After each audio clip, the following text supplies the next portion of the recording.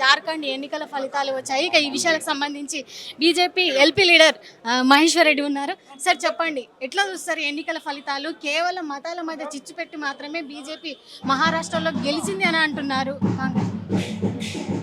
Bharatiya Janata party Narendra Modi గారి నాయకత్వంలో మహారాష్ట్రలో అత్యధిక సీట్లు గెలిచి ఈరోజు అధికారం చేపట్టి, గతంలో భారతీయ జనతా పార్టీ కూటమి గెలిచినటువంటి అధికారంలో ఉన్నటువంటి కూటమి చేసిన అభివృద్ధి కానివ్వండి, ఈరోజు ఈ దేశంలో కాంగ్రెస్ పార్టీ ఇచ్చేటువంటి మేనిఫెస్టోను నమ్మకుండా, వారు ఇచ్చిన హామీలను నమ్మకుండా, కేవలం భారతీయ జనతా పార్టీ ఇచ్చినటువంటి హామీలను మాత్రమే నమ్మి నరేంద్ర మోడీ గారి మీద నాయకత్వంలో వారి మీద ఉన్నటువంటి విశ్వాసంతో భారతీయ జనతా పార్టీని ప్రజలు గెలిపించి పట్టం కట్టారు.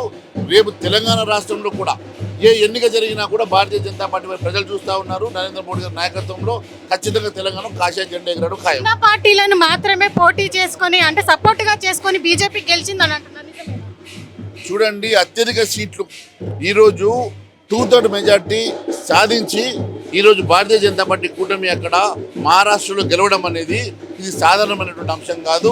ప్రజలు నరేంద్ర మోడీ గారి నాయకత్వాన్ని పూర్తిగా విశ్వాసం ఉన్నదని చెప్పి భారతీయులందరూ కూడా నరేంద్ర మోడీ గారి వైపు మరి విశ్వాసంతో ఉన్నారని చెప్పడానికి ఇదే నిదర్శనం తెలియజేస్తా ఉన్నాం. ఇదే చూస్తున్నాం. మొత్తంగా చూస్తే మాత్రం అటు జార్ఖండ్ కావచ్చు, ఇటు మహారాష్ట్ర కావచ్చు, ఎన్నికల్లో నరేంద్ర మోడీ గారు చేసినటువంటి ఏదైతే ఇచ్చినటువంటి పథకాలు కావచ్చు, అదేవిధంగా అమలు చేసినటువంటి పథకాలతోని మాత్రమే కూడా మహారాష్ట్రలో బీజేపీ గెలిచింది. అదేవిధంగా చిన్న పార్టీల సపోర్ట్, అంటే ఇండిపెండెంట్ గా పోటీ చేసినటువంటి వారికి మాత్రం బీజేపీ ఎప్పుడూ అండగా ఉంటుంది.